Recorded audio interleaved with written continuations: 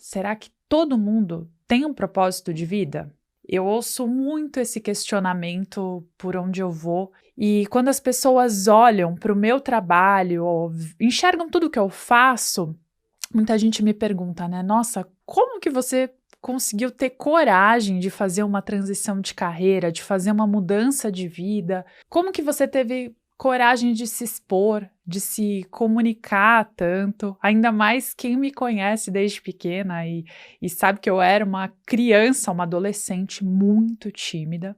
E que até no começo da fase adulta eu ainda ficava muito vermelha na hora de me expor, na hora de falar as minhas opiniões. Então acredite que para hoje eu estar aqui, eu tive que quebrar muitas barreiras e muitas crenças. E eu quero também te inspirar hoje a quebrar as barreiras que talvez estejam aí na sua mente, te limitando e te impedindo de viver seus sonhos, seus objetivos e mais, te impedindo de impactar outras pessoas construindo um propósito de vida. Então, quando alguém me pergunta, será que todo mundo tem um propósito? Vou, antes de te responder essa pergunta, claro, contar uma história. E a história de hoje nunca apareceu no Mídia Amor, pelo menos não até agora. É uma história que, apesar de não ter aparecido no Mídia Amor, foi fundamental para o Mídia Amor existir, porque aconteceu comigo e foi muito importante para eu fazer um questionamento de vida e tomar consciência, inclusive, dos meus privilégios e dos caminhos que eu queria seguir a partir daquele momento. Em 2016, eu estava passando por uma crise de identidade muito grande. Eu até então atuava dentro da biologia, eu sou bióloga de formação, e trabalhava como consultora, depois como auditora em empresas. E eu gostava do meu trabalho, mas eu sempre fui uma pessoa muito movida a impacto. Eu queria mais, eu queria impactar mais pessoas. Eu realmente tinha esse senso de deixar minha marca no mundo. Eu não sei se você também tem isso dentro de você. Eu acredito que todo ser humano tem, só que algumas pessoas acabam adormecendo esses questionamentos internos e se ocupando de outras formas, às vezes até tentando encontrar válvulas de escape para preencher o tal do vazio interno de quando a gente não vive uma vida com sentido, com intenção, com propósito. E aí, quando eu comecei a fazer esses questionamentos, tinha uma vozinha dentro de mim que me falava assim: Paula, começa a fazer um trabalho voluntário. Você tem que ajudar além do seu trabalho, né, da sua carreira, da sua vocação. E aí eu comecei a ajudar numa ONG, um jardim de infância que fica situado no Quênia, na África. E esse jardim de infância, ele é idealizado por uma brasileira. E na época essa brasileira estava fazendo alguns projetos aqui no Brasil mesmo para arrecadar fundos para esse jardim de infância. E ela estava buscando embaixadores. E eu decidi ser uma embaixadora. Eu fiz uma grande ação, que na época se chamava Treinão do Bem. Chamei amigos que trabalhavam como personal, convidei muita gente. O treino foi um sucesso, a gente conseguiu arrecadar um valor além do esperado. E a fundadora da ONG ficou minha amiga também, porque ela é apaixonada por esporte, além de ser uma pessoa apaixonada por propósito. E nisso que a gente foi aprofundando a nossa amizade, eu também fui entendendo melhor o trabalho tão lindo que ela fazia e como ela impactava aquelas crianças daqui de longe. Às vezes ela ia para lá e ela precisou ir para lá de novo e me chamou. Falou: Paula, vamos comigo? Eu preciso passar uma temporada lá no Quênia, junto na escola. Eu quero muito que alguém vá comigo, até para me dar apoio emocional, porque é difícil, é pesado. E aí eu tinha uns dias de férias e fui. E eu não preciso nem dizer o quanto que essa experiência foi transformadora, me fez ressignificar muita coisa dentro da minha mente. E uma das experiências, porque não dá para eu contar muita coisa aqui, afinal é só uma pílula, mas uma das experiências mais transformadoras que eu tive foi um dia que eu estava assistindo aquelas crianças tendo aula, cerca de 20 a 30 crianças, porque o Rai África, que é o nome do projeto, ele se inspira em muitas metodologias, mas é uma ONG que usa a metodologia de ensino humanizado. Então, aquelas crianças, elas têm um ensino de alta qualidade, elas também recebem alimentação bem nutritiva, Então, apesar de o projeto ser tocado aqui do Brasil e ser feito numa comunidade, né, para crianças que não teriam acesso à educação, porque infelizmente a educação lá no Quênia, até a pública, ela é paga.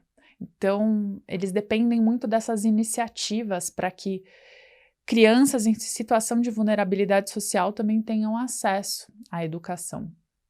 E aí nessa aula que eu estava assistindo, chegou uma criança, uma menina chamada Ellie. E eu sabia que a Ellie tinha AIDS e ela estava voltando um dos dias de um tratamento que ela passou, em que ela precisa tomar medicações muito fortes, né, para conseguir se manter.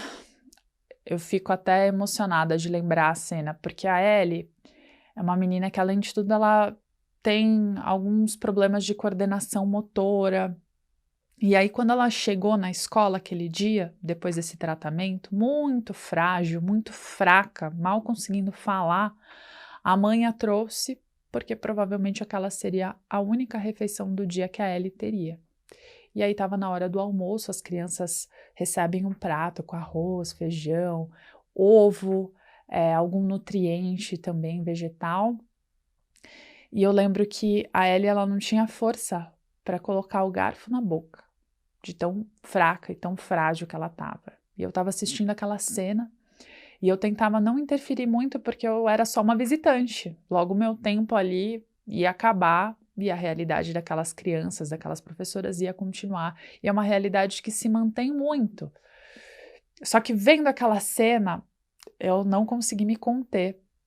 Eu fui até lá e fui ajudar ela a colocar o garfo na boca, porque ela realmente não tinha forças nem para isso, nem para mastigar.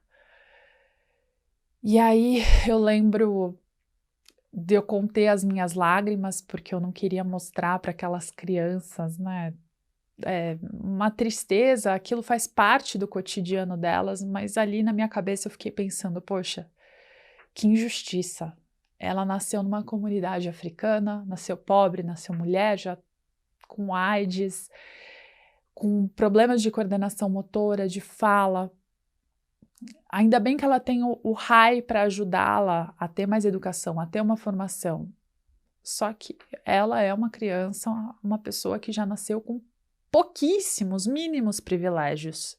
E ao invés de eu me revoltar também e ficar revoltada até com Deus do porquê que existe tanta injustiça no mundo, naquele momento eu tomei consciência dos meus privilégios e eu entendi. Poxa, eu nasci mulher, sim, mas eu nasci muito mais privilegiada, tive acesso à educação, tive acesso a muitas portas que se abriram, inclusive na minha carreira, para que eu frequentasse lugares, tivesse acesso e conexões com pessoas fantásticas, em que inclusive me permitiram fazer viagens e ter experiências diferentes, como essa viagem à África. E eu fiquei pensando em tudo isso. E aí, nesse momento, enquanto as lágrimas acabavam caindo nos olhos e eu tentando disfarçar e tentando ajudar a Ellie, um menino na frente da Ellie chamado Israel, que por sinal também tinha sido diagnosticado com AIDS, virou naquele momento, falou para Ellie, eat, né? Coma, Ellie, coma. E o mais curioso é que lá no Quênia, em Nairobi, as crianças têm um dialeto, né? Todas as pessoas falam Swahili, mas principalmente as crianças falam muito nesse dialeto porque eles têm a segunda língua, o inglês, mas normalmente as crianças aprendem mais para frente. Então o fato do Israel ter falado naquela hora inglês com a Ellie, para mim foi quase como um sinal divino para eu entender e para eu ver aquela cena pura de empatia, de compaixão, sabe? De uma criança tentando ajudar a outra. E ali o meu coração se encheu e eu fiquei pensando, eu preciso fazer algo com isso, com os meus privilégios, eu preciso dar um sentido maior para a minha vida, já que existe tanta desigualdade nesse mundo, eu preciso fazer com que as pessoas também criem uma vida com mais sentido, mais propósito e mais significado para conseguir reduzir tanta desigualdade, tanta injustiça. E quando eu voltei para o Brasil, eu voltei com essa mentalidade, sentindo que eu teria um projeto para chamar de meu. E aí, alguns meses depois, eu criei o Mídia Amor com esse intuito de espalhar notícias e histórias boas e mostrar que existe muita coisa, sim, acontecendo no mundo não só tudo que é noticiado na mídia, né, de desgraça, coisas ruins, até para as pessoas terem uma esperança, porque afinal, se a gente acha que o mundo não está melhorando, dificilmente a gente vai ter a atitude de se levantar e de querer fazer algo para ajudar o mundo a melhorar. A gente precisa ter essa esperança, né, de que as coisas podem mudar para a gente também se mobilizar. E te contando essa história, eu já quero quebrar um grande tabu que existe por aí, de que propósito é uma coisa que é encontrada. Isso dá a sensação falsa de que a gente pode encontrar o propósito ali na esquina, que ele vai aparecer ali na porta da nossa casa e falar: oi, cheguei, eu sou o seu propósito de vida. Vamos começar a ter uma vida incrível e significativa e muito feliz? Não é assim que acontece.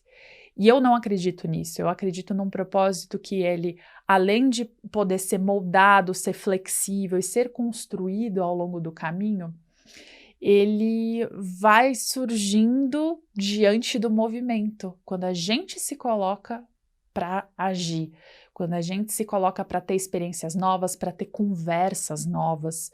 Então, trabalho com voluntariado, com tantos projetos sociais, me permitiu enxergar habilidades que eu nem sabia que eu tinha, me permitiu ter experiências e entender algumas dores que faziam parte de outra realidade, fora da minha bolha, e que aí eu comecei a me conectar mais com aquilo, sentir empatia por dores diferentes para querer também me mobilizar e agir de forma diferente, além do que eu fazia no meu universo de trabalho.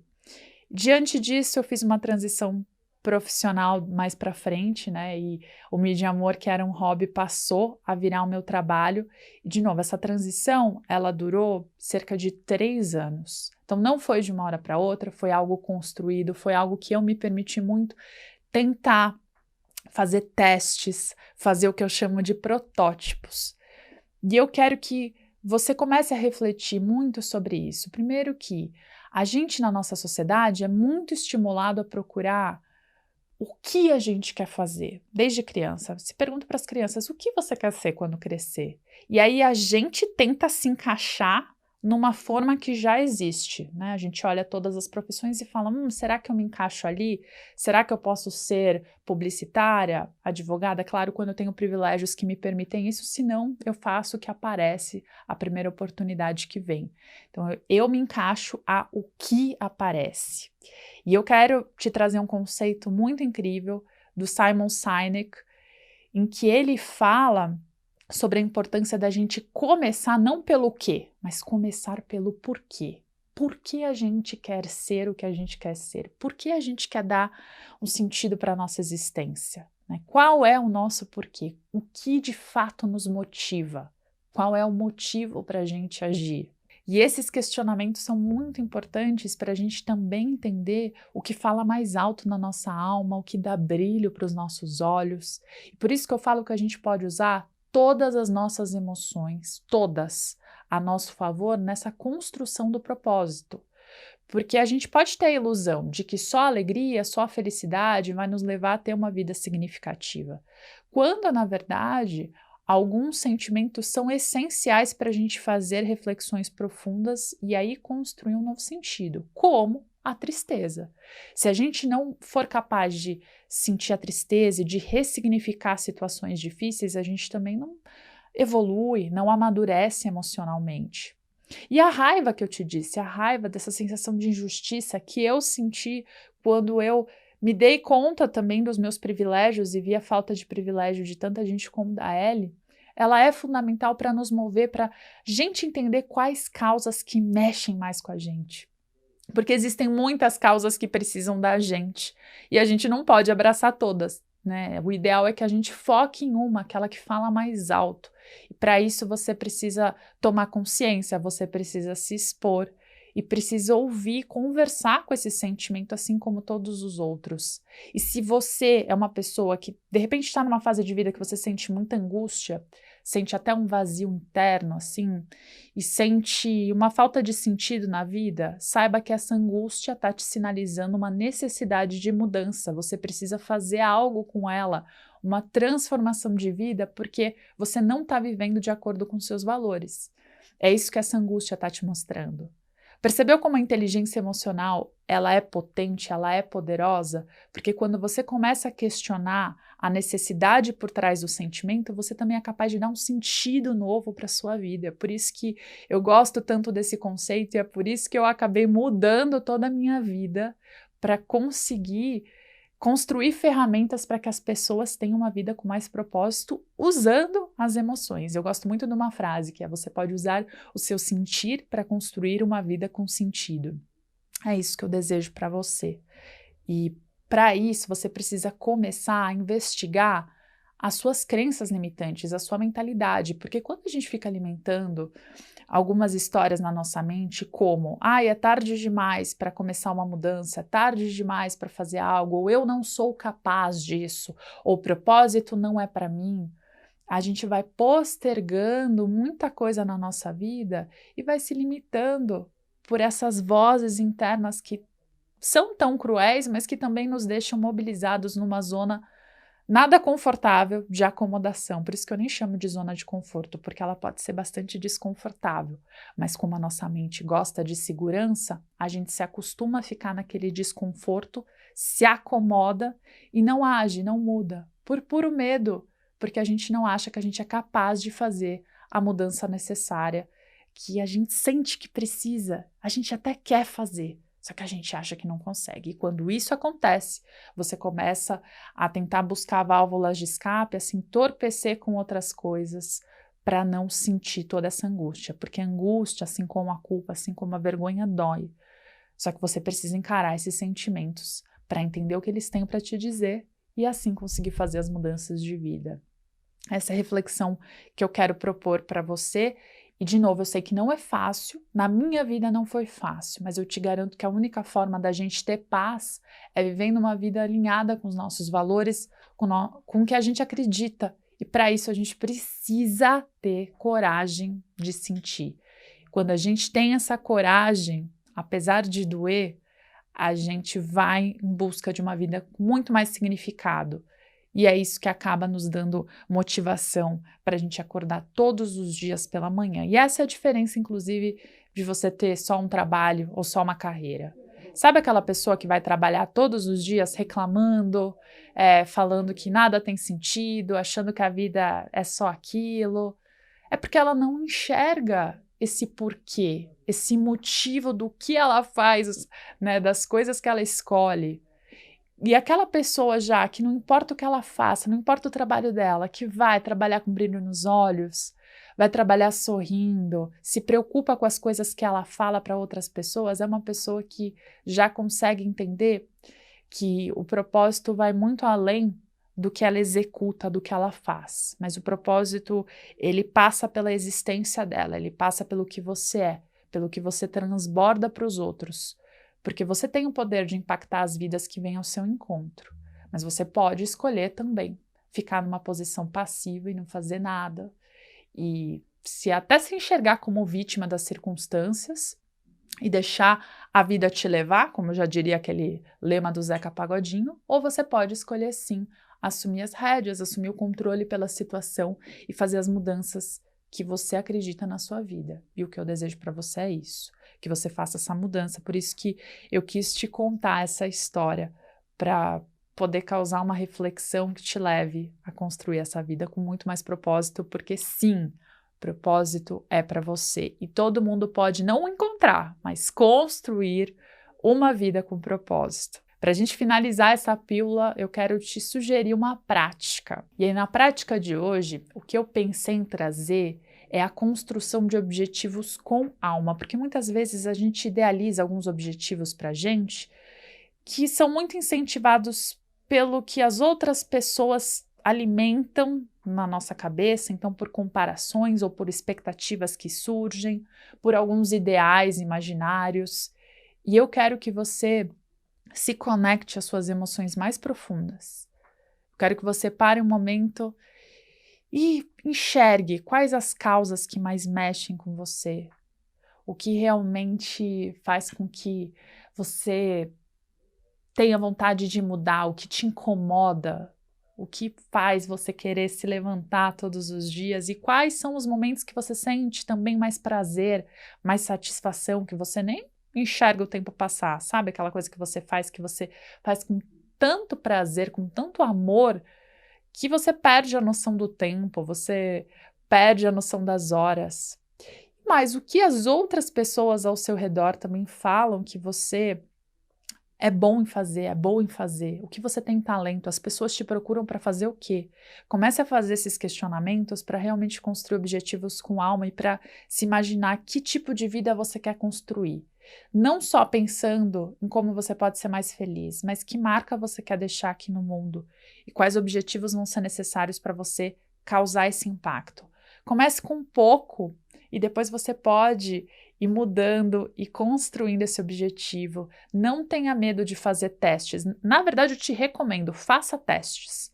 Não construa um objetivo gigantesco que está ali muito longe no seu ideal e que é muito longe de atingir e que vai te fazer ficar frustrado, vai te fazer tomar decisões longe daquilo, porque a mente enxerga que aquilo está tão longe que dá até preguiça em começar. Então, não, faça algo, um teste que seja próximo, que seja palpável, que seja possível, mas que tenha você naquilo, que você enxergue a sua alma mesmo naquilo que você escolher fazer, naquela meta. E eu vou te dar um exemplo para deixar mais claro, tá? Então, imagina que você fala assim, eu quero muito, tenho o objetivo de ser promovida no meu trabalho. Para você colocar alma nesse objetivo, comece a se refletir. O que você quer com isso? Você quer, de repente, não só ser promovido, mas você quer ter mais segurança, mais estabilidade financeira? Você quer impactar mais vidas fazendo o quê? Ou você fala, eu quero ter um relacionamento feliz. Por quê? Você quer ter conexão de qualidade? Você quer evoluir junto com uma outra pessoa? Então, comece a colocar alma nas coisas que você coloca ali no seu planejamento. Se você não tem o planejamento, faça. É uma tecla que a gente bate muito aqui no Cuidando de Você, porque isso é essencial para construir uma vida com mais equilíbrio, com mais felicidade. E coloque esse coração, essa intenção, porque isso vai te dar o que eu falo, né? A motivação. Motivação, você tem um motivo para agir. Então, quando você coloca alma nos seus objetivos, você se conecta com esse motivo e consegue ter coragem para superar os seus medos. Os seus medos vão continuar ali, tá? Infelizmente. Talvez até essa angústia, talvez até outras emoções difíceis. Mas quando você tem algum motivo maior dentro de você, isso te dá força para você ir além de todos os sentimentos difíceis e de superar essas crenças que te limitam. Coloque isso em prática, depois se conecte também comigo lá no @mideamor no Instagram, no @paularoche e no arroba também da Ucor Oficial, para eu saber o que você achou dessa prática e para eu saber qual é o objetivo com alma que você planejou. Não deixe para depois, planeje agora. Isso vai ser essencial para você construir uma vida com mais sentido. E eu te vejo na próxima pílula do Cuidando de Você.